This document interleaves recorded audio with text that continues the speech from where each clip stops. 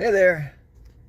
Hey, I want to have a quick chat about something tied to that vision that I had a long time ago.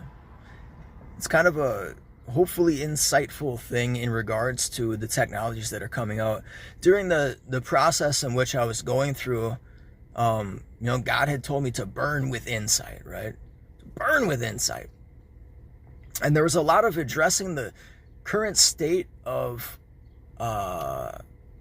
how we're viewing things, how we're creating things, the general technologies and all that kind of stuff, all the way down to just how we label it, right? But what I wanted to talk about right now was, I guess it's more in line with the AI stuff, the artificial intelligence, and what that's going to be like, or maybe some things that we should think about. And I think it's extremely important to start to consider what that's going to be. How it's going to be used is easily one of the most important things to think about, and one of the things that I'm sure ethics committees are hotly focused on. And it's because you got to think about the fact that we're creating this thing. We're inputting the information. This thing will never be more intelligent than anything we have ever learned. Right? So that's one piece of it right there. That's a restriction to it that it's always going to have. But it's going to become intelligent enough that it's extremely difficult to identify when it's incorrect.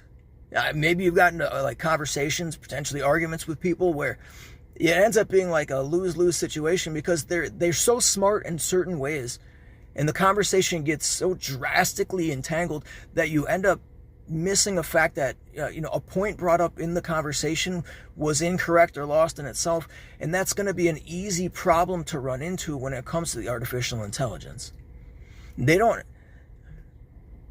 Maybe there's going to be a way for it to use to look into things the way that we do. When we get like a sense of, hey, I need to check this out or look here, I don't know that it's going to have that. So that's going to be danger number one. Danger number two is how we're going to be reliant on it. It's so easy to let slip the habits that create strong function.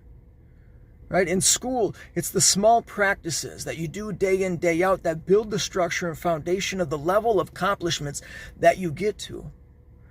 I noticed that in college. When I went to college, I was well behind because my time in regular school, I didn't spend it very well, at least not in what would build the foundation for attending college. So when I went to college, I needed to focus on the very, basics, while at the same time taking on advanced level things, the mathematics, physics.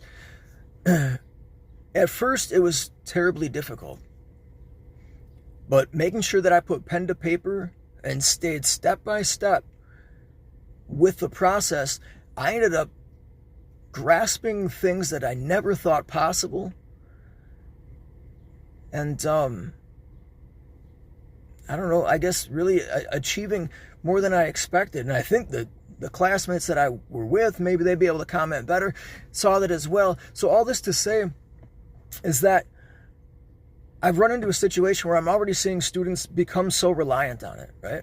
We've got this whole setup going in this world where we can never move fast enough, right? We're always trying to go faster, achieve more, do whatever. And there's so much stress and pressure on people that the easy way out of taking ChatGPT or whatever, it's too easy to fall into it. And there's this chance that we're going to end up in a situation where over time we are going to be doing everything we can to just keep this piece of information technology alive. That means that we are putting everything that we have just to make sure that we don't lose this. It's going to become a god, our God, right? It's not God, but we're going to put everything that we have to try to keep it alive as such, which means that we're going to be needing to somehow be smart enough to actually deconflict problems within it,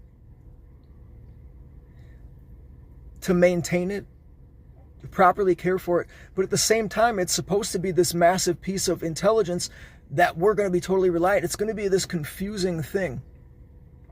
It's going to be a trap. It's going to be a snare where we don't try hard anymore. We don't need to, because AI does it for us. And now we just need to figure out how to keep this thing alive. I think that's an extreme danger of it.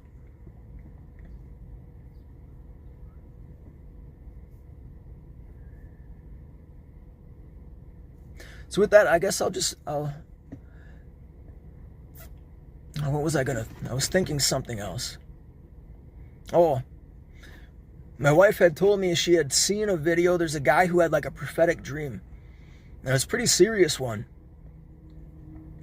And it had to do with the end times. Right? Part of the process of like, there's certain people set forth in order to go forward and teach people how to fight and break away from what was going to be going on. Kind of deep to get into. But the Antichrist was getting crews together, going around and decapitating people who were claiming, Jesus and looking towards God and not willing to turn their back on God. And he was just decapitating them, right? And with all the things in the world now, I wonder if that prophetic dream, I wonder if the interpretation of the prophecy was this reliance on artificial intelligence being the decapitation, taking off our heads. Right? I really think there could be something to that.